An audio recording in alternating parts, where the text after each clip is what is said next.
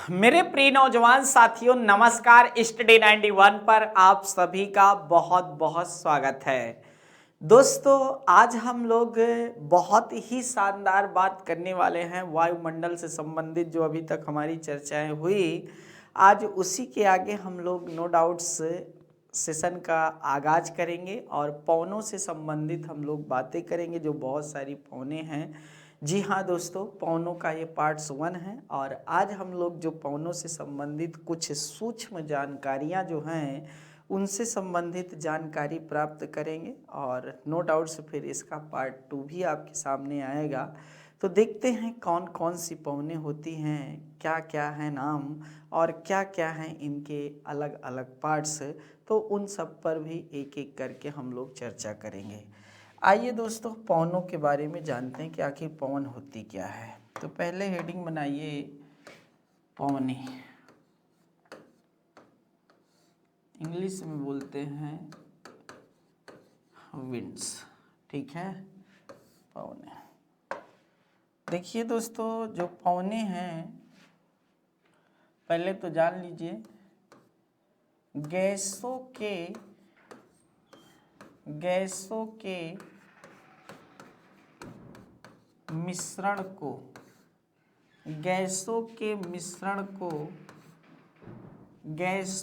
मिश्रण को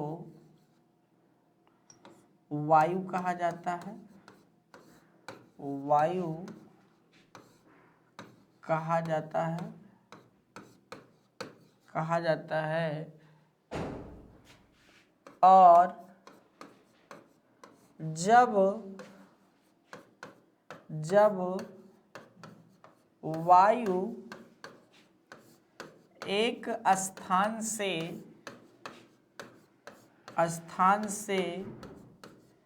दूसरे स्थान की ओर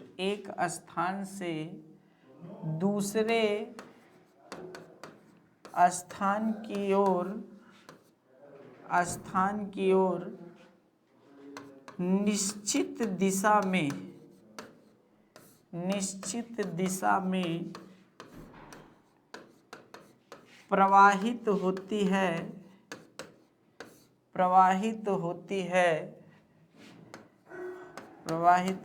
है तो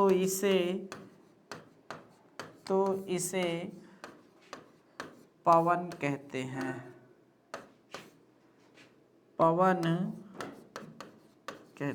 ठीक दोस्तों, गैसों के मिश्रण को वायु कहा जाता है जब वायु एक स्थान से दूसरे स्थान की ओर, ठीक है,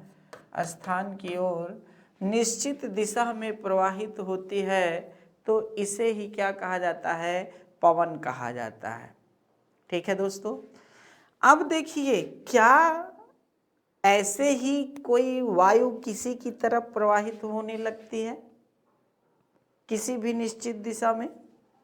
तो नहीं दोस्तों, आपको पता होना चाहिए, वायु जो होती है वह, ठीक है, वायु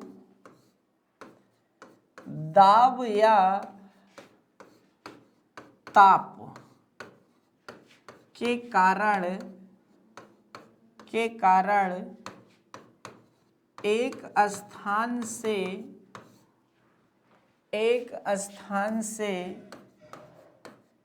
दूसरे स्थान की ओर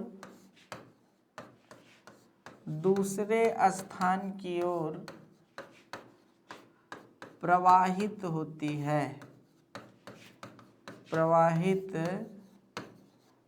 है। वायु दाब या ताप के कारण एक स्थान से दूसरे स्थान की ओर प्रवाहित होती है। तो मेन है दोस्तों वायु दाब।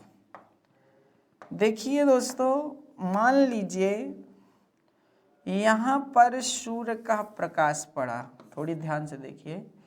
जैसे यह पृथ्वी है, थोड़ा सा अच्छे से ही समझाता हूँ, अगर समझ जाएंगे तो बढ़िया कुछ चीज़ें क्लियर हो जाएंगी।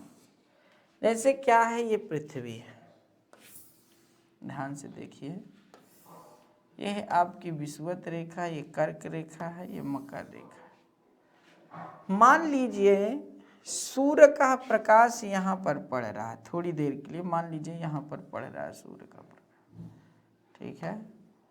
अब सूर्य का प्रकाश जब इस पे पड़ेगा तो नो डाउट क्या होगा दोस्तों, टेम्परेचर बढ़ेगा। क्या बढ़ेगा? टेम्परेचर बढ़ेगा। और जब टेम्परेचर बढ़ेगा तो दोस्तों प्रेशर अपने आप क्या हो जाएगा? कम हो जाएगा, क्योंकि टेम्परेचर और प्रेशर एक दूसरे के, ताप और दाब एक दूसरे के मतलब विपरीत होते हैं, अपोजिट होते हैं। जिस तरह आयतन और घनत्व, ठीक है, ताप और दाब एक दूसरे के क्या होते हैं? विपरीत होते हैं, ठीक है। यहां से देखते जाइएगा दोस्तों, तो वायु याद रखिएगा, वायु जो प्रवाहित होती है एक स्थान से दूसरे स्थान की ओर, या तो जी हाँ दोस्तों ताप के अनुसार है, तो आप जान लीजिए कम ताप से अधिक ताप की ओर वायु प्रवाहित होती है, कम ताप से अधिक ताप की ओर वायु प्रवाहित होती है, या फिर अधिक प्रेशर से कम प्रेशर की ओर, क्या? अधिक प्रेशर से कम प्रेशर की ओर पवनें मतलब वायु प्रवाहित होती है, जिसे हम पवनों के नाम से जाना जाता है, ठीक है, जानते हैं। तो दोस्तों अधिक याद रखिएगा प्रेशर से कम प्रेशर की ओर या फिर कम ताप से अधिक ताप की ओर वायु प्रवाहित होती है जब निश्चित दिशा में, तो इसी को पवन कहा जाता है। अब आखिर ऐसा क्यों प्रवाहित होती है, सबसे बड़ा प्रश्न तो ये बन रहा है, आखिर ऐसा क्यों प्रवाहित हो रहा है, ठीक है ना दोस्तों, ध्यान समझिए। जैसे क्या हुआ, यहाँ सूर्य का प्रकाश पड़ा, ठीक है, सूर्य का क्या हुआ? प्रकाश पड़ा, और जैसे ही सूर्य का प्रकाश पड़ा तो दोस्तों जो यहाँ पर गैस के मतलब जो गैसों का मिश्रण था, जो वायु थी गैसों का मिश्रण, वह क्या हुआ दोस्तों? गर्म हुई, ठीक है, वह क्या हुई? गर्म हुई। और जब गर्म हुई तो गर्म हो करके यह ऊपर की ओर ऐसा उठने लगेगी। ध्यान से समझते जाइएगा, यहाँ पर सूर्य का प्रकाश पड़ा, और जैसे ही सूर्य का प्रकाश पड़ा तो ऐसे वायु क्या होती है दोस्तों, जो गैसों का मिश्रण था वह गैसें गर्म हो करके क्या होने लगी? ऊपर उठने लगी। जब ऊपर उठने लगेंगी तो यहाँ पर क्या हो जाएगा दोस्तों? दाब जो होगा, प्रेशर जो होगा वह कम हो जाएगा, और ताप अपने आप क्या हो जाएगा? अधिक हो जाएगा। अब देखते जाइएगा दोस्तों क्या हो रहा है, जैसे सूर्य का प्रकाश पड़ रहा है तो गैसें जो हैं, जो स्थित हैं, वायु का दाब जो बना हुआ है वायु का, वह क्या होगा? गर्म हो करके ऐसे ऊपर उठने लगेंगी। जब उठने लगेंगी तो यहाँ पर जो वायु का प्रेशर बना हुआ था, जिसे हम वायु दाब कहते थे, ठीक है, वह वायु दाब क्या हो जाने लगेगा? कम होने लगेगा। और जब कम होने लगेगा तो पास जो इसके आसपास के क्षेत्र हैं जहां पर क्या है, अर्थात प्रेशर अधिक है, जहां पर क्या है? प्रेशर अधिक है, वह क्या किया जाएगा दोस्तों? वहां से याद रखिएगा वायु चलना प्रारंभ कर देंगी। क्यों? क्योंकि प्रकृति संतुलन पर टिकी हुई है। याद रखिएगा दोस्तों, हर इंसान हो या फिर प्रकृति हो, हमेशा हमेशा संतुलन स्थापित करना चाहती है, हमेशा हमेशा क्या होना चाहता है? संतुलन स्थापित करना चाहता है। तो इसी संतुलन स्थापित करने के लिए अधिक प्रेशर से कम प्रेशर की ओर, ताकि यहाँ का जो दाब कम हो गया है वह बराबर हो जाए, तो दोस्तों यहाँ से पवन मतलब वायु चलने लगेगी, जिसे हम पवन कहते हैं। इसी के तरह दोस्तों ऐसे ही अर्थात पवनें प्रवाहित होती हैं। बातें समझ में आई क्या? बोलो बेटा, समझ में आई क्या? यही कहलाता है दोस्तों पवनों की गति कैसे बनती है। तो अब देखिए कितनी शानदार बातें हैं। हम जान गए क्या? अर्थात जब क्या होगा, किसी स्थान पर ताप बढ़ेगा तो दाब अपने आप कम होगा। दाब इसलिए कम होगा क्योंकि गैसों का जो मिश्रण है वह गर्म होकर के ऊपर उठने लगेगा। इसलिए वायुमंडलीय दाब जब कम होगा दोस्तों, तो उस दाब के संतुलन स्थापित करने के लिए अधिक दाब से कम दाब जहां पर बना हुआ है वहां पर वायु चलने लगेगी, जिसे हम क्या है, पवन के नाम से जानते हैं। जिसे हम किसके नाम से जानते हैं, पवन के नाम से जानते हैं। तो इस तरह दोस्तों यहाँ पर आप समझ चुके होंगे कि पवन क्या होती है। अब देखिए दोस्तों, जो ये वायु का दाब होता है जहां जहां लगती है उसे वायुमंडलीय दाब कहा जाता है, और वायुमंडलीय दाब को बैरोमीटर से मापा जाता है। वायुमंडलीय दाब को किससे मापा जाता है, वायुमंडलीय दाब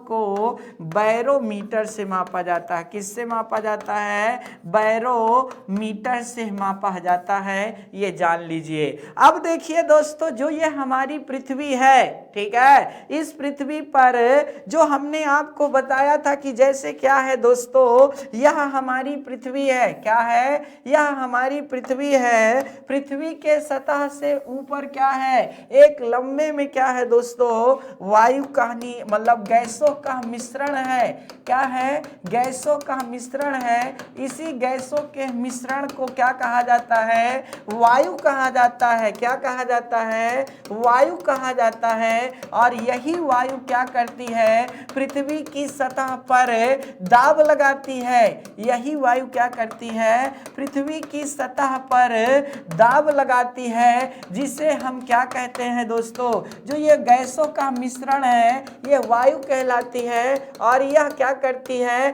पृथ्वी की सतह पर दाब लगाती है, क्योंकि हर एक पार्ट्स का कुछ ना कुछ क्या है दोस्तों, भार होता है, कुछ ना कुछ क्या होता है, मान होता है। इसलिए जब यह भार पृथ्वी के सतह पर लगेगा तो कौन लगा रही है, वायु लगा रही है। तो कह लेंगे क्या, वायुओं का एक मंडल है, लगेगा क्या, वायुमंडलीय दाब। क्या लगेगा, वायुमंडलीय दाब पृथ्वी पर कितना होता है, तो आप कहेंगे दोस्तों वायुमंडलीय दाब हमने आपको बताया था 101.325 किलो पास्कल है। 101.325 किलो पास्कल, अर्थात आपको पता होना चाहिए दोस्तों मंडलीय दाब होता है। तो इस तरह यहाँ से भी बातें आप समझ चुके होंगे, जान चुके होंगे, ठीक है ना दोस्तों। तो इसको अच्छे से बनाते रहिएगा। मैपिंग के विथ आप जो डायग्राम हम आपको बनाएंगे, जितने भी बनाएंगे वह आपके लिए अत्यधिक महत्वपूर्ण है। और जियोग्राफी को अगर समझना है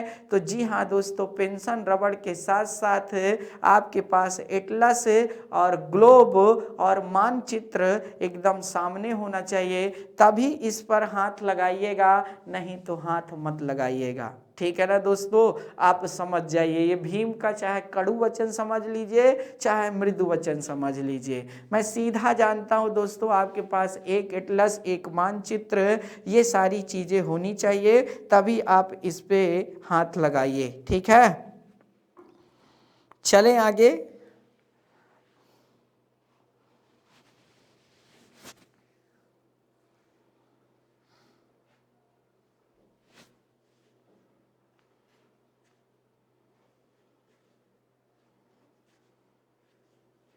चले, अब देखिए दोस्तों, जो हमारा बैरोमीटर है उससे संबंधित कुछ महत्वपूर्ण विज्ञान की भाषा में प्रश्न आते हैं। जैसे बैरोमीटर में, जी हाँ दोस्तों, जब एकाएक गिरावट आती है, ठीक है ना, जब एकाएक गिरावट आती है तो कहा जाता है कि भाई तूफान आने का संकेत है। जब क्या होता है, एकाएक तेजी से क्या होती है, गिरावट होती है, तो कहा जाता है दोस्तों तूफान आने का संभावना है। जब क्या होता है दोस्तों, पहले गिरे और फिर बढ़े, बैरोमीटर का जो अंकन मान है पहले गिरे और फिर बढ़े तो कहा जाता है वर्षा होने का संकेत होता है। और जब क्या होता है दोस्तों, बैरोमीटर का मान लगातार, याद रखिएगा दोस्तों, जाता है तो इसमें आपका नहीं जो वर्षा है, ठीक है, वह तो नहीं होती लेकिन मौसम साफ होने का संकेत होता है। तो इस तरह दोस्तों यहाँ से भी बातें आप समझ सकते हैं, जान सकते हैं। आइए दोस्तों हम लोग आगे बात करते हैं कि आखिर जो हमारे पृथ्वी की ये सतह है, ठीक है, कहाँ पर उच्च दाब होता है, कहाँ पर निम्न दाब होता है, पहले ये तो पता कर लें। किसे किसे नाम से किसे किसे क्या जाना जाता है ये भी पता होना चाहिए। तो जैसे क्या होता है, ये है हमारी पृथ्वी, ध्यान से इसको बनाते चलिएगा दोस्तों। जितना अच्छा आप ड्राइंग बनाएंगे उतना अच्छा जियोग्राफी आपको समझ में आएगी। नहीं बनाएंगे नहीं आएगी, फिर हमें मत कहिएगा यार सर आपने समझाया नहीं हमको, ठीक है। मेरी पूरी कोशिश है कि आपको एक बेहतरीन ढंग से हर चीज़ पता होनी चाहिए।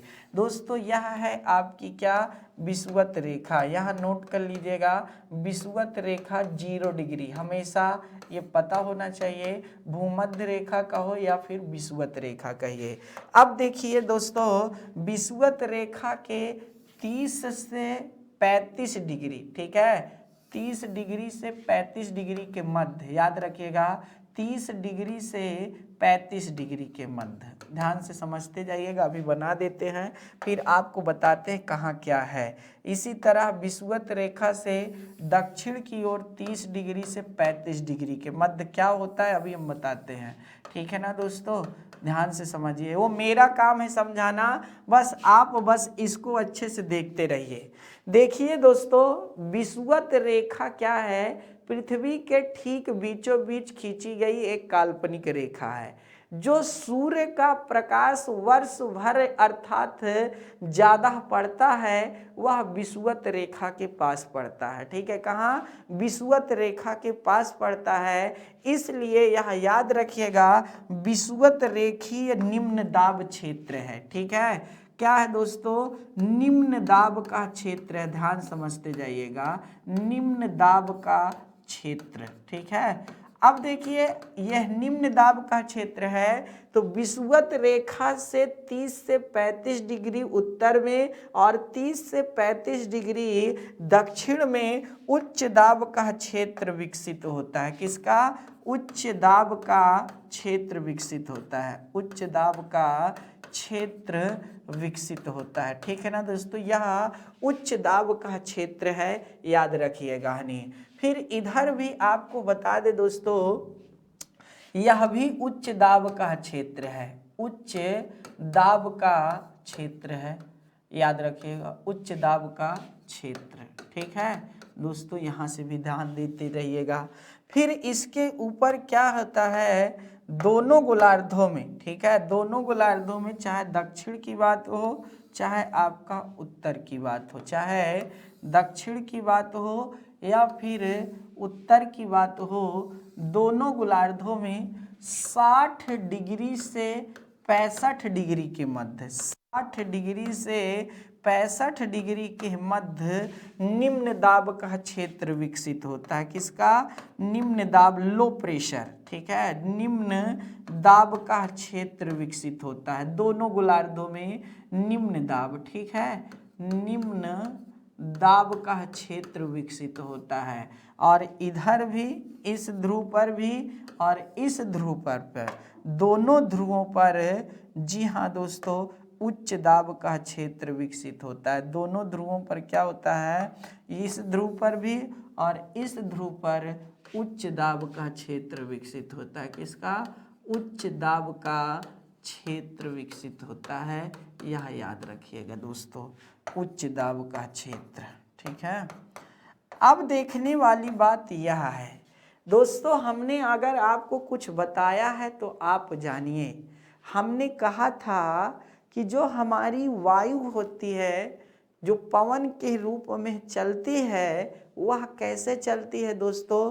वह चलती है, जी हाँ दोस्तों, उच्च दाब से निम्न दाब की ओर।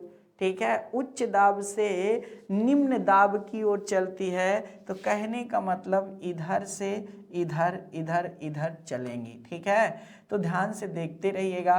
अभी मैं सीधे बना रहा हूं, बाकी अभी क्या है फेरल का नियम वह भी बताऊंगा, बहुत शानदार बातें बताऊंगा। तो इधर को चलती हैं दोस्तों, कहने का मतलब ये है। ठीक है, माफी चाहता हूं, इधर को चलती हैं। ठीक है, याद रखिएगा। अब देखिए दोस्तों, फिर इधर से भी चलती हैं इस तरह, और इधर से भी चलती हैं इस तरह। अभी मैं दिशा नहीं सिर्फ बता रहा हूं, अभी सिर्फ बता रहा हूं कि इधर से इधर जाती हैं सिर्फ। ये बस इतना ध्यान रखिए, अगर समझदार हैं तो समझ गए होंगे।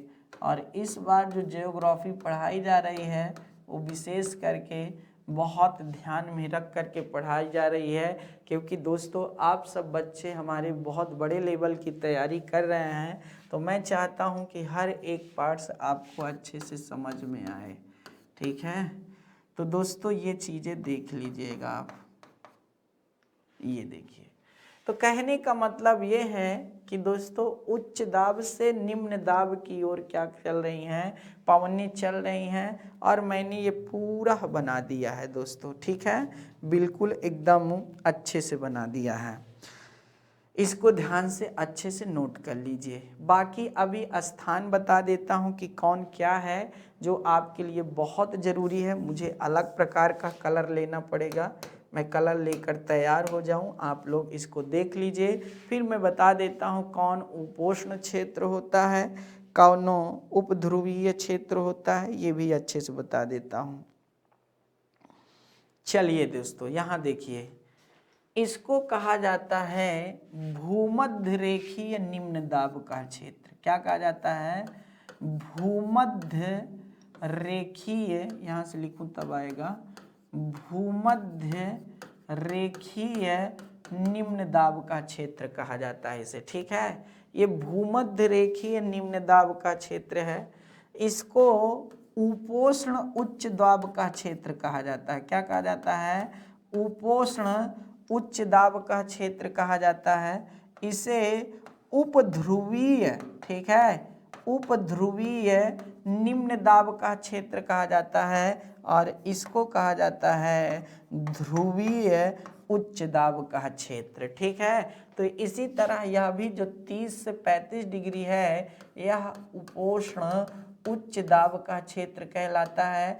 यह उप ध्रुवीय निम्न दाब का क्षेत्र कहलाता है, और यह ध्रुवीय उच्च दाब का क्षेत्र कहलाता है। तो इस तरह आपने देखा कि यह कितनी शानदार बातें थी। यहाँ से हर चीज़ समझने वाली बातें थी, जानकारी वाली बातें थी। तो इनको अच्छे से नोट कर लीजिए, समझने वाली बातें हैं तो प्लीज़ अच्छे से नोट कर लीजिए। ठीक है,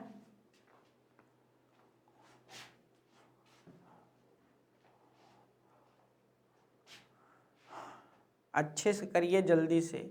अभी तो बहुत कुछ बातें करना बाकी है दोस्त, अभी तो ये कहानी स्टार्ट हुई है।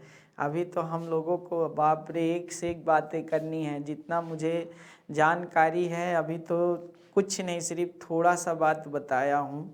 ठीक है ना दोस्तों, अभी बहुत सारी बातें करनी है, तो हर एक पार्ट्स पर चर्चा करना हमारा कर्तव्य बनता है। और हम चाहते हैं कि हमारे बच्चों को हर एक पार्ट से समझ में भी आना चाहिए। जी हाँ, बिल्कुल। देखिए दोस्तों, अब चलते हैं और हम बात करेंगे अब फेरल का नियम। ठीक है, जो आपके लिए एग्ज़ाम पॉइंट ऑफ व्यू से बहुत ही कारगर सिद्ध होने वाला है। अभी देखते जाइएगा। ठीक है, फेरल का नियम पर हम लोग बात करेंगे दोस्तों, जो आपके पवनों से संबंधित है। आइए फेरल के नियम को समझते हैं। क्या कहता है फेरल का नियम? ठीक है, जैसे दोस्तों ये है हमारी पृथ्वी, हम पृथ्वी की दृष्टि से ही बात करें तो थोड़ा सा अच्छा रहेगा। यह हमारी पृथ्वी है, ठीक है। और पृथ्वी पर आप जानते हैं कि यह है विषुवत रेखा। क्या क्या है? विषुवत रेखा है। विषुवत रेखा पृथ्वी को दो बराबर बराबर भागों में बांटती है, एक उत्तरी गोलार्ध में, ठीक है, एक उत्तरी गोलार्ध में और दूसरा दक्षिणी गोलार्ध में। दूसरा किसमें? दक्षिणी गोलार्ध में। याद रखिएगा, उत्तरी गोलार्ध में, दक्षिणी गोलार्ध में विषुवत रेखा, ठीक है, विषुवत रेखा। यहाँ से बातें समझ में आ रही हैं। अब देखिए दोस्तों, विषुवत रेखा आपकी जब उत्तरी गोलार्ध से भाई चलना चाहिए तो सीधे चलना चाहिए, ठीक है। ये कहने का मतलब अगर चल रही है निम्न दाब की ओर तो सीधा चलना चाहिए। लेकिन फेरल का नियम क्या कहता है? ध्यान समझते जाइएगा।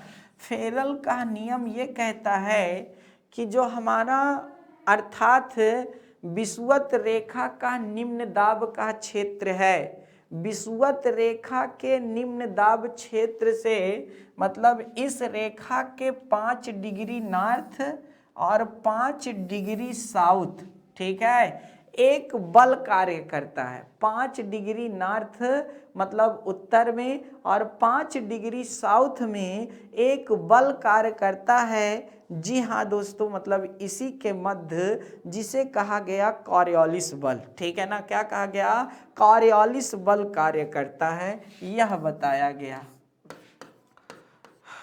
कॉरियोलिस बल कार्य करता है, ठीक है, कॉरियोलिस बल कार्य करता है। अब देखिए दोस्तों, फेरल ने क्या कहा? फेरल ने कहा जब कोई पवन, ठीक है, जब कोई पवन उत्तरी गोलार्ध से दक्षिणी गोलार्ध में प्रवेश करती है, जब कोई पवन उत्तरी गोलार्ध से दक्षिणी गोलार्ध में प्रवेश करती है तो जैसे ही वह निम्न दाब के क्षेत्र पर भूमध्य रेखा के पास पहुंचती है, वहां से उसके दिशा में क्या परिवर्तन आता है? दोस्त ध्यान से सुनिएगा, क्योंकि एक भी बात अगर थोड़ा सा भी अगर निकली दिमाग से तो फिर बहुत कुछ बदल जाएगा। याद रखिएगा। क्या कहा फेरल ने कि जब कोई पवन उत्तरी गोलार्ध से दक्षिणी गोलार्ध की तरफ जाती है, कहने का मतलब, और विषुवत रेखा को वह पार करके नहीं क्या करती है? दक्षिणी गोलार्ध में प्रवेश करती ही है कि जैसे ही विषुवत रेखा को क्रॉस की तो इसकी दिशा में क्या परिवर्तन आता है? यह याद रखिएगा, बाईं ओर मुड़ जाती है। किधर मुड़ जाती है? बाईं ओर मुड़ जाती है दोस्तों। और बाईं ओर मुड़ करके एक क्लॉक वाइज दिशा का निर्माण कर देती है। किसका कर देती है? क्लॉकवाइज दिशा का निर्माण कर देती है। यह कह दिया क्या भैया? फेरल का नियम। याद रखिएगा, बहुत शानदार बातें बताया इन्होंने।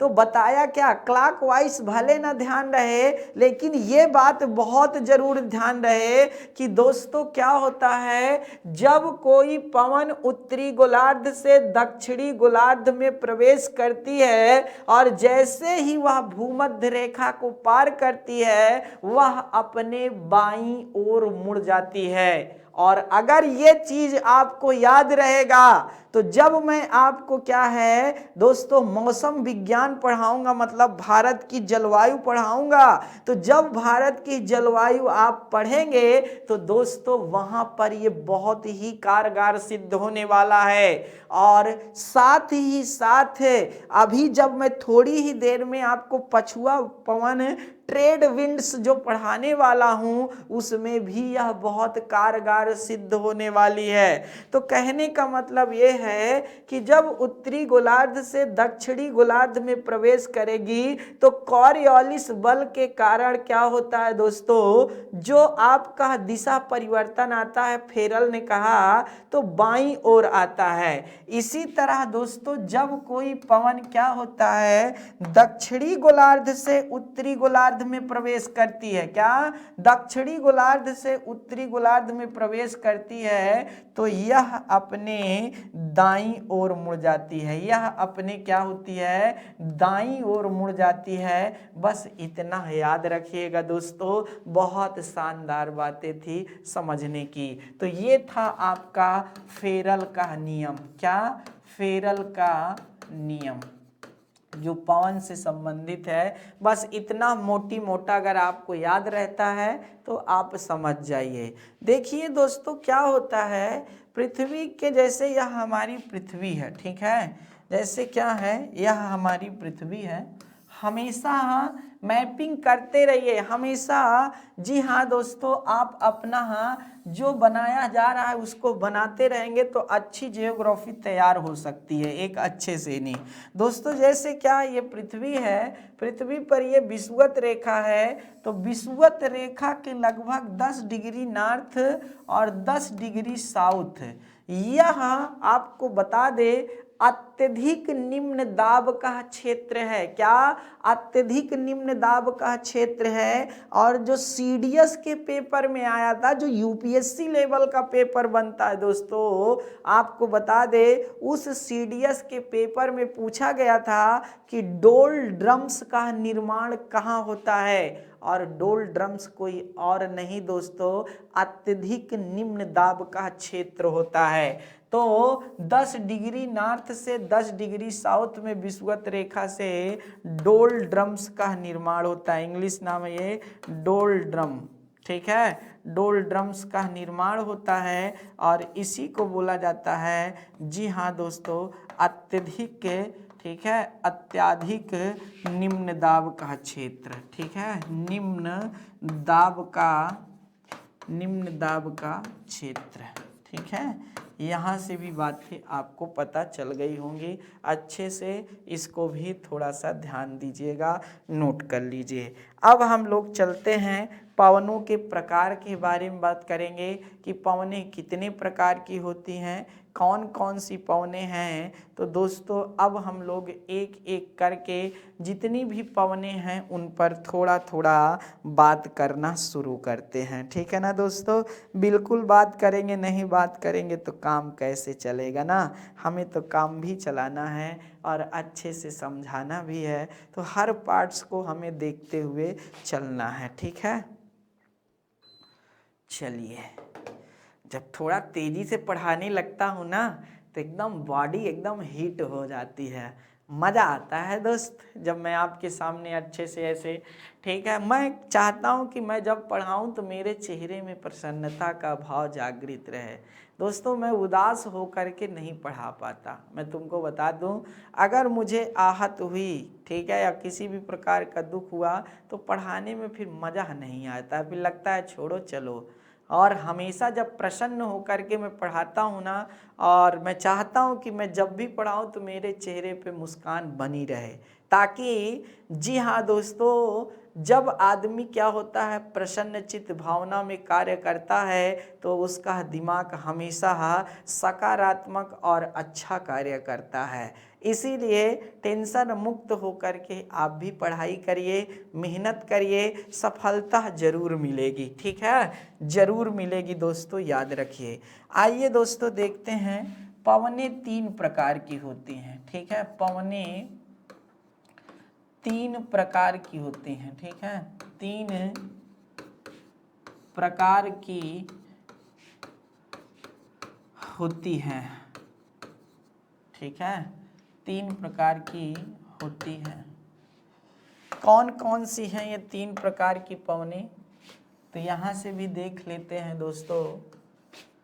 नंबर 1 है प्रचलित पवन, प्रचलित पवन। इस प्रचलित पवन को वार्षिक पवन भी कहा जाता है, इस प्रचलित पवन को अस्थाई पवन भी कहा जाता है, ठीक है, याद रखिएगा दोस्तों बिल्कुल। इस पवन को ग्राही पवन भी कहा जाता है। तो ये है प्रचलित पवन, जी हाँ दोस्तों, प्रेवलिंग के नाम से इसको जाना जाता है। जहाँ तक मुझे याद है प्रचलित पवन को प्रेवलिंग के नाम से ही जाना जाता है, PREVAILING, ठीक है ना दोस्तों। प्रेवलिंग के नाम से जाना जाता है प्रचलित पवन। और दूसरी जो पवन होती है दोस्तों उसका नाम है मौसमी पवन, ठीक है। मौसमी पवन, जी हाँ दोस्तों, इस पवन को सीजनल विंड्स के नाम से जाना जाता है, याद रखिएगा। और इसी को जी हाँ दोस्तों सामयिक पवन के नाम से भी जाना जाता है। किस नाम से? सामयिक, ठीक है, सामयिक पवन के नाम से भी जाना जाता है, याद रखिएगा। और तीसरा है, इसमें मानसून पवन भी आती है, तो मौसमी पवन से अच्छा है मानसून पवन, ठीक है, मानसून, ठीक है। और तीसरा जो है आपका नहीं, याद रखिएगा, अस्थाई पवन कहा जाता है। क्या? स्थानीय पवन कहा जाता है, स्थानीय पवन। तो ये 3 प्रकार की पवनें हैं, इनको ध्यान दीजिए। प्रचलित पवन, मानसून पवन और आपकी स्थानीय पवन। जी हाँ दोस्तों, इसको प्रेवलिंग के नाम से जाना जाता है, प्रेवलिंग विंड्स, इसको सीजनल विंड्स, इसको लोकल विंड्स।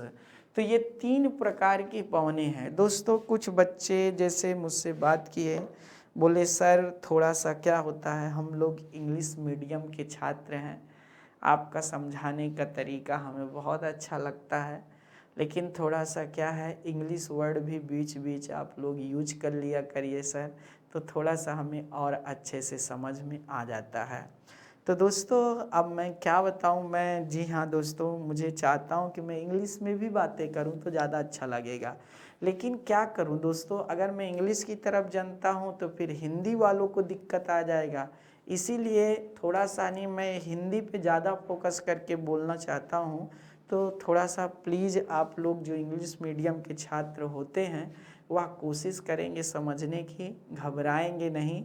हर बातें अगर अच्छे से समझना चाहेंगे तो उनको क्लियर हो जाएगी, ठीक है। तो थोड़ा सा समझिएगा नहीं ये जान करके, बाकी मेरा काम यह है कि मैं आपको समझा सकूं। अब देखिए दोस्तों, यह है प्रचलित पवन, मानसून पवन, ठीक है, और आपकी स्थानीय पवन। आइए दोस्तों, चलिए पहली बात करते हैं किस पर, प्रचलित पवन पर। ध्यान से समझिए और आज इसी पे कहानी खत्म भी होगी, प्रचलित पवन पर। देखिए दोस्तों, जो हमारी प्रचलित पवन है, ठीक है, प्रचलित पवन, प्रचलित पवन को आपको पता होना चाहिए दोस्तों, क्या महत्वपूर्ण है इसकी विशेषता। यह पवन वर्ष भर, यह पवन वर्ष भर एक ही दिशा में, यह पवन वर्ष भर एक ही दिशा में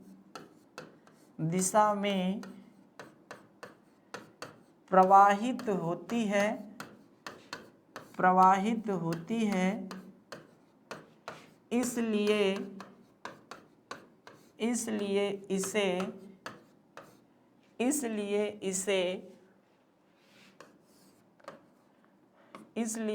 इसलिए इसे प्रचलित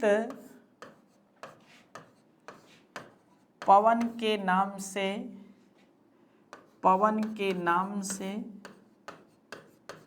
या अस्थाई पवन के नाम से या फिर वार्षिक पवन के नाम से आदि नामों से जाना जाता है।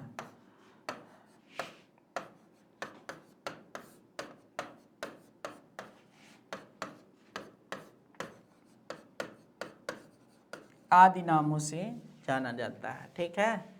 यह पवन वर्ष भर एक ही दिशा में प्रवाहित होती है, इसलिए इसे प्रचलित पवन के नाम से जाना जाता है, या फिर अस्थाई पवन या फिर वार्षिक पवन, इसी का नाम है दोस्तों, याद रखिएगा। नहीं चलें आगे, ठीक है, चलें। क्योंकि बहुत अभी बातें करना है दोस्तों। आइए अब देखिए दोस्तों, जो हमारी प्रचलित पवन है, प्रचलित पवन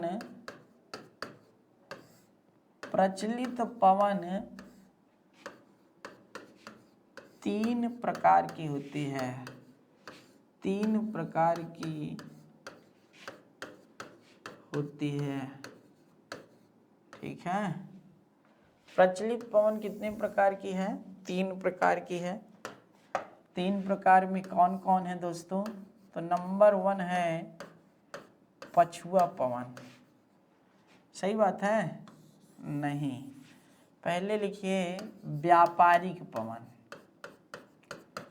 व्यापारिक पवन, इसी पवन को सन्मार्गीय पवन भी कहा जाता है और इंग्लिश में कहा जाता है ट्रेड विंड्स। ठीक है, क्या कहा जाता है? Trade winds.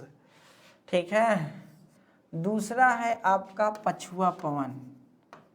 पछुआ, कहीं कहीं पछुआ ऐसा लिखा है और ऐसा भी लिखते हैं तब भी सही होता है, पछुआ पवन। ठीक है, इसको कहते हैं वेस्टर्न विंड्स। और तीसरा है ध्रुवीय पवन एंड पोलर विंड्स। ठीक है, ध्रुवीय पवन। तो दोस्तों व्यापारिक पवन, पछुआ पवन और ध्रुवीय पवन, यह 3 प्रकार की पवनें होती हैं। ठीक है ना दोस्तों, इन्हीं की कुछ प्रमुख विशेषताएं हैं, कुछ महत्वपूर्ण बातें हैं, तो इन्हीं पर हम लोग करेंगे चर्चा एक एक करके नहीं। ठीक है, तो आप लोग एकदम तैयार हो जाइए, क्योंकि फिर आप मत बोलिएगा कि सर हमको अच्छे से बताए नहीं। ठीक है, याद रखना। चलें आगे।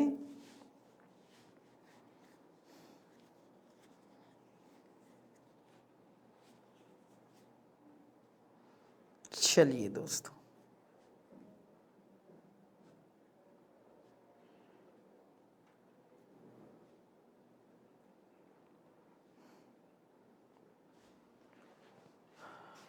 आइए हेडिंग बनाते हैं पछुआ पवन। सॉरी, पछुआ पवन बार बार आ रहा है। व्यापारिक पवन, लगता है इसी से प्रश्न आएगा का इस बार एग्जाम में। नहीं, क्या बात है पता नहीं, बार बार आ रहा है। व्यापारिक पवन, ट्रेड विंड्स। ठीक है, आइए दोस्तों, पहली बात तो इसे सन्मार्गी पवन के नाम से जाना जाता है। सन्मार्गीय पवन के नाम से भी जाना जाता है, नाम से भी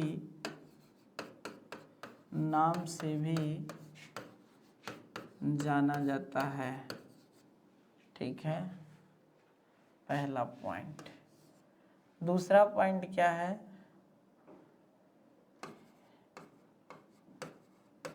इसको अंग्रेजी में ट्रेड कहते हैं। ट्रेड कहते हैं, जो कि एक जर्मन भाषा का शब्द है। जर्मन भाषा का शब्द है जिसका अर्थ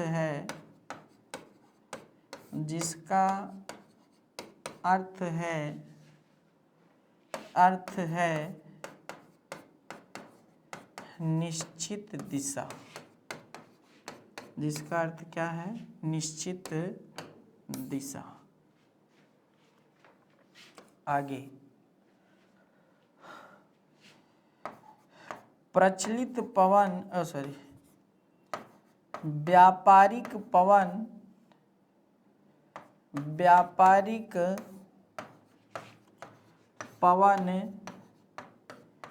वर्ष भर एक ही दिशा में एक ही दिशा में प्रवाहित होती है, प्रवाहित होती है। ठीक है, एक ही दिशा में वर्ष भर क्या करती है, प्रवाहित होती है। अब देखिए दोस्तों, सबसे बड़ी बात क्या है महत्वपूर्ण, जानिए। व्यापारिक पवन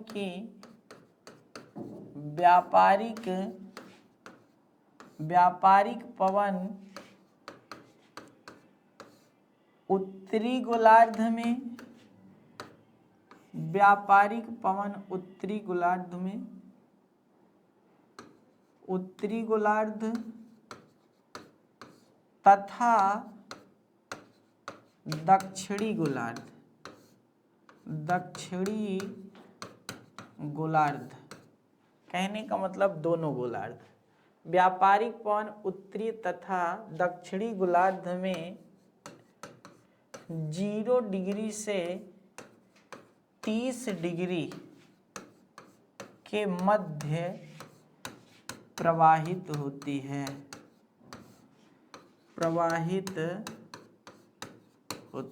ठीक है ना दोस्तों। 0 डिग्री से 30 डिग्री के मध्य। इसकी दिशा उत्तरी गोलार्ध में, नोट करिए, उत्तरी गोलार्ध में दोस्तों दिशा का निर्धारण कहाँ से होता है, यहाँ से समझिए। पहले समझा तो लूँ।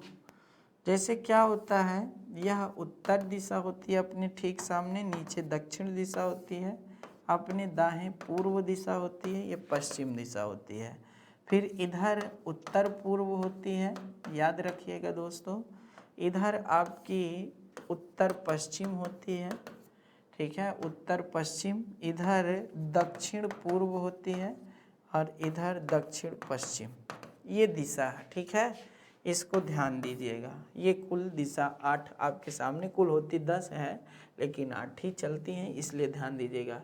इसकी दिशा उत्तरी गोलार्ध में उत्तर पूर्व से, ठीक है, उत्तर पूर्व से दक्षिण पश्चिम होती है। ध्यान से नोट कर लीजिए, ठीक है।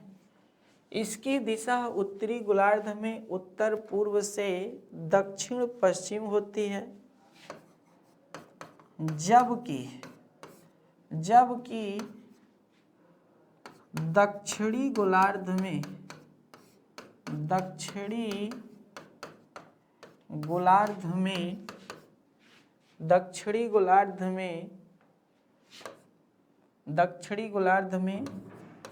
दक्षिण पूर्व से उत्तर पश्चिम होती है, ठीक है। नोट कर लीजिए बाबू, इसको दिमाग पे नोट कर लीजिए, ठीक है।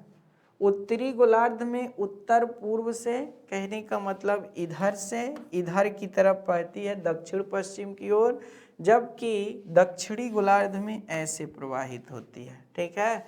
आइए अब मैप के माध्यम से समझते हैं, ठीक है।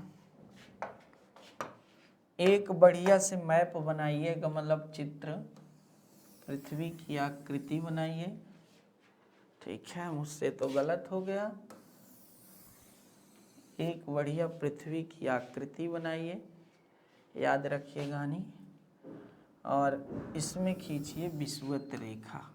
आप लोगों के पास तो बढ़िया सा मतलब टूल्स होंगे, उनको ले लीजिए और टूल्स से। और ये है 30 डिग्री और ये है 30 डिग्री, ठीक है, याद रखिए। अब दोनों गोलार्धों में जो व्यापारिक पवन प्रवाहित होती है, ठीक है, व्यापारिक पवन जो प्रवाहित होती है इसी में है, ट्रेड विंड्स, ठीक है। ध्यान समझिए, 0 से 30 डिग्री के मध्य। हमने क्या कहा भैया, उत्तरी गोलार्ध में जो ये पवन प्रवाहित होती है वह दिशा ऐसी है। ठीक है, कहने का मतलब क्या था? कहने का मतलब ये था कि ये देखिए ऐसे आ रही है ना, तो ये है उत्तर पूर्व। ठीक है, तो उत्तर पूर्व से किधर आ रही है, ध्यान से समझते जाइएगा। उत्तर पूर्व से आ रही है दक्षिण पश्चिम की ओर, तो आपका सही है, उत्तर से दक्षिण पश्चिम की ओर। जबकि दक्षिणी गोलार्ध में कुछ ऐसे प्रवाहित हो रही है। ठीक है, दक्षिणी गोलार्ध में ऐसे प्रवाहित हो रही है, तो ऐसे जा रही है। ये किधर है दोस्तों? दक्षिण पूर्व से आपका उत्तर पश्चिम। ठीक है, एकदम सही है। तो ये था दोस्तों ट्रेड विंड्स का, अर्थात आपका दिशा। इसको अच्छे से अभी बनाते रहिएगा, अभी सब तीनों को यहीं पे बनाएंगे एक ही स्थान पे, तो देखने में भी अच्छा लगेगा और प्लस आपको क्लियर भी हो जाएगा। ठीक है, तो ये हो गया। ठीक है, आगे पीछे आ जाइए, थोड़ा सा ध्यान से समझिए। ट्रेड विंड्स, व्यापारिक पवन, व्यापारिक पवन देशों और महाद्वीपों के पूर्वी भाग को प्रभावित करती है। पूर्वी भाग को प्रभावित करती है। इसीलिए अत्यधिक जो अर्थात मरुस्थल का जन्म हुआ है वह इसी के कारण माना जाता है। ठीक है, वह इसी के कारण माना जाता है, यह भी देखते रहिएगा दोस्तों। जब क्या होता है आपकी, जब व्यापारिक पवन दोनों क्या होता है, ये विषुवत रेखा के पास मिलती हैं, मिलने के बाद क्या होता है ऊपर जाती हैं, और जब यह ऊपर जाती हैं दोस्तों तो फिर संवहन की प्रक्रिया चलती है और बादल का निर्माण होता है। फिर धुआंधार क्या करते हैं, इस रेखा के पास जबरदस्त वर्षा भी कराती हैं। ठीक है, जबरदस्त वर्षा कराती हैं विषुवत रेखा के पास। ठीक है, तो इतना ध्यान दीजिएगा, जानने की बातें यहाँ से थी। तो ये था आपका व्यापारिक पवन के बारे में कुछ महत्वपूर्ण चीज़ें जो हमने आपको बताने का प्रयास किया है दोस्तों, याद रखिएगा। हमारा काम है दोस्तों, हम हर चीज़ को अच्छे से एक एक करके समझाते रहें ताकि आप लोगों को क्लियर रहे। याद रखिएगा हनी, तो इसको नोट कर लीजिए। ठीक है, चलिए दोस्तों आगे देखते हैं। आगे लेते हैं आपका पछुआ पवन, वेस्टर्नीज आपका विंड्स। पछुआ पवन, यह पवन दोनों गोलार्धों का मतलब उत्तरी गोलार्ध और दक्षिणी गोलार्ध, अर्थात नॉर्थ, जी हाँ, पोल की तरफ और साउथ पोल की तरफ। तो दोनों गोलार्धों में यह पवन दोनों गोलार्धों में 30 डिग्री से लगभग 65 डिग्री के मध्य प्रवाहित होती है।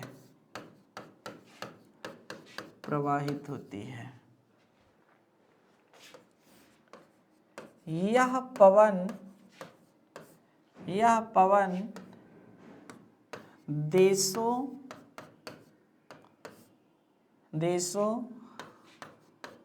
और महाद्वीपों के पश्चिमी भाग को प्रभावित प्रभावित करती है। ठीक है ना दोस्तों, करती है। यहाँ से भी बातें आप समझ सकते हैं, जान सकते हो दोस्तों। तो यह पवन दोनों गोलार्धों में 30 डिग्री से लगभग 65 डिग्री के मध्य प्रवाहित होती है। यह पवन देशों और महाद्वीपों के पश्चिमी भाग को प्रभावित करती है। अगला पॉइंट सबसे महत्व, यह पवन की दिशा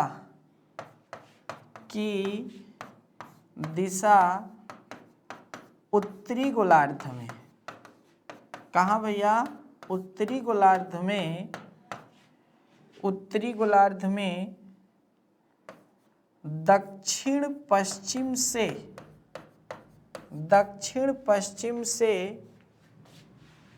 उत्तर पूर्व की ओर है। दक्षिण पश्चिम से उत्तर पूर्व की ओर और दक्षिणी गोलार्ध में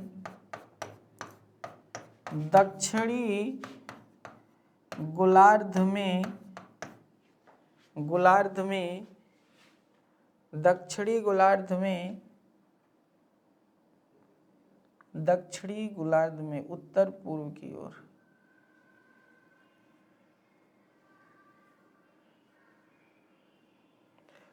दक्षिणी गोलार्ध में उत्तर पश्चिम से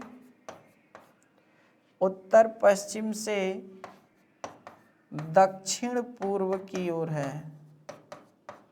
दक्षिण पूर्व की ओर है। ठीक है ना दोस्तों, यही लाइन मेन है, याद रखिएगा। यह पवन की दिशा उत्तरी गोलार्ध में दक्षिण पश्चिम से उत्तर पूर्व की ओर है, जबकि दक्षिणी गोलार्ध में उत्तर पश्चिम से, जी हाँ दोस्तों, दक्षिण पूर्व की ओर है। आइए देख लेते हैं दिशा यहाँ पर। ठीक है, यहाँ पर देख लेते हैं। लगभग 65 डिग्री बताया गया है ना, तो 65 डिग्री यहाँ। ठीक है,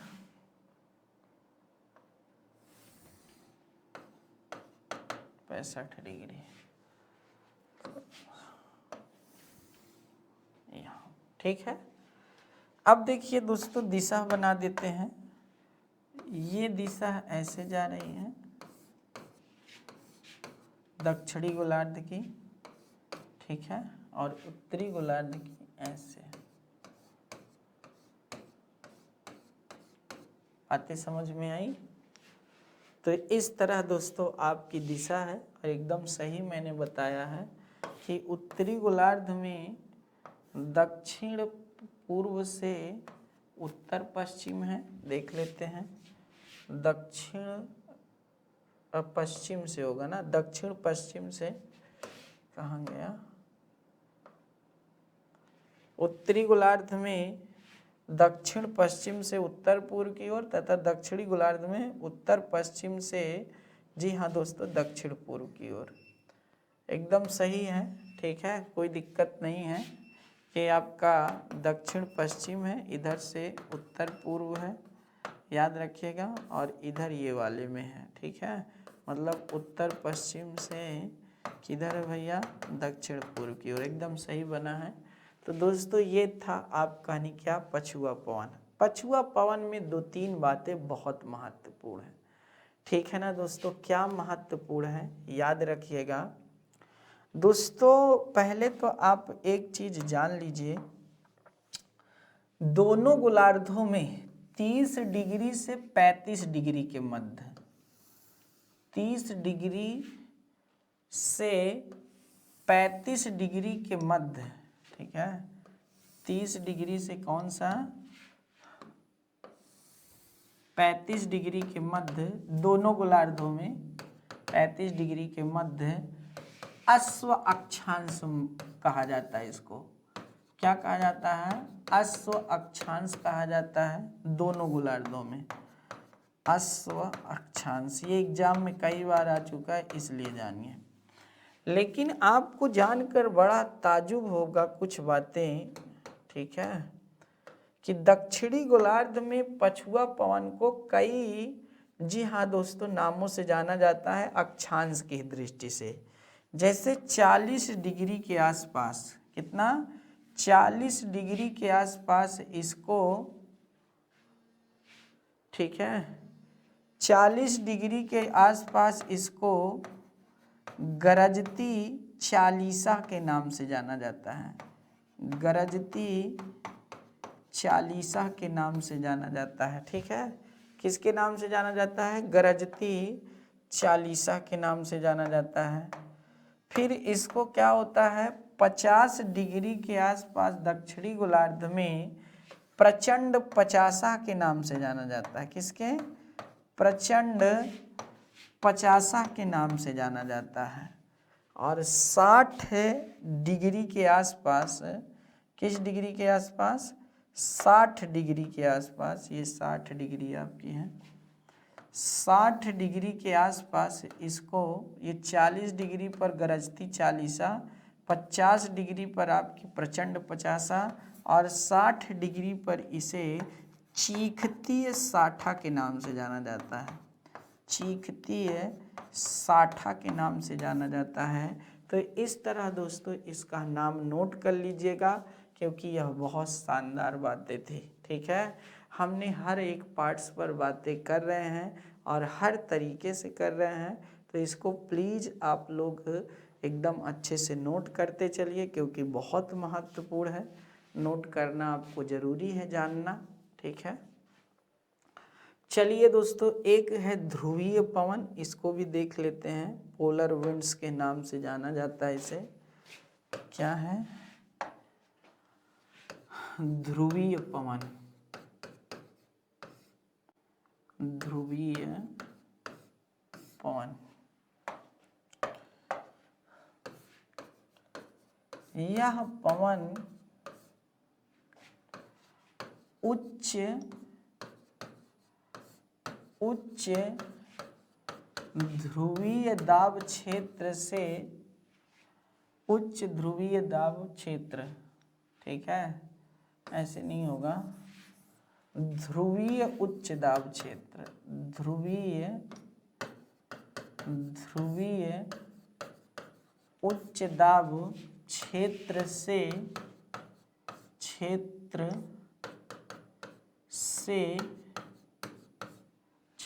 से निम्न ध्रुवीय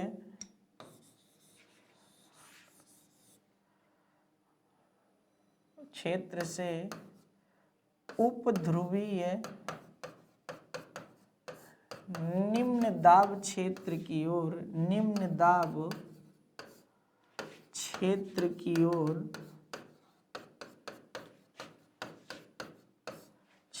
की ओर प्रवाहित होती है, ठीक है ना दोस्तों, प्रवाहित होती है। इसकी दिशा उत्तरी गोलार्ध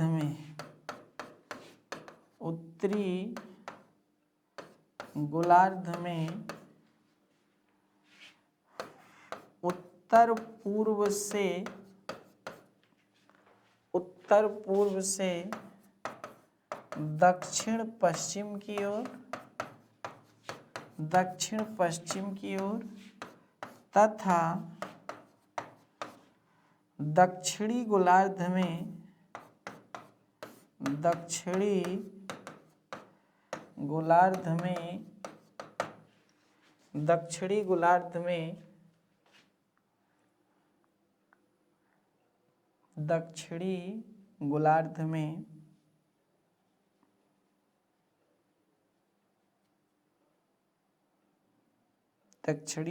में उत्तर पश्चिम से दक्षिण पूर्व की ओर होती हैं, होती है। यह दोनों गोलार्धों में कहाँ प्रवाहित होती है दोस्तों? तो 60 डिग्री लगभग 65 माना जाता है, लेकिन मैं 65 चलिए ले लेते हैं, 65 डिग्री से 90 डिग्री के मध्य। ठीक है, याद रखना दोनों गोलार्धों में। आइए दोस्तों इसका मैप देख लेते हैं, यहाँ पर है।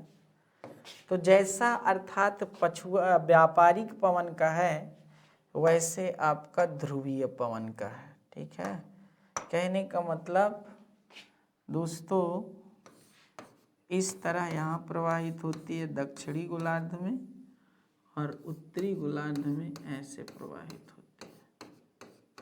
ठीक है, अगर आप इसको अच्छे से देख लें तब फिर आपका मैटर पूरा क्लियर हो जाएगा। अब यहाँ पर लिख लें, ये व्यापारिक पवन का क्षेत्र है, पछुआ पवन का क्षेत्र है, ये आपका ध्रुवीय पवन का, ध्रुवीय पवन, ये आपका पछुआ पवन है। ठीक है, ये आपका ध्रुवीय पवन है। तो इस तरह दोस्तों आप यहाँ से देख सकते हैं। ठीक है, ये हमने पूरा जो आपकी प्रचलित पवनें थीं उनको अच्छे से समझने का प्रयास किया, और हर एक पार्ट्स पर हमने चर्चा की बहुत शानदार तरीके से। तो दोस्तों इसको अच्छे से देख लीजिए। फिर हम लोग स्थानीय पवन के बारे में, जी हाँ दोस्तों, कल के वीडियो में, और मौसमी पवनों के बारे में कुछ थोड़ा सा कल पढ़ेंगे। ठीक है, तो आज दे दीजिए यहीं पर इजाज़त। आप सभी लोगों का बहुत बहुत आभार व्यक्त, और हर एक पार्ट्स पर हम लोगों ने चर्चा किया विथ, जी हाँ दोस्तों, डायग्राम बना करके भी हमने आपको समझाने का प्रयास किया। तो आप सभी हमें दीजिए इजाज़त। बहुत बहुत धन्यवाद। जय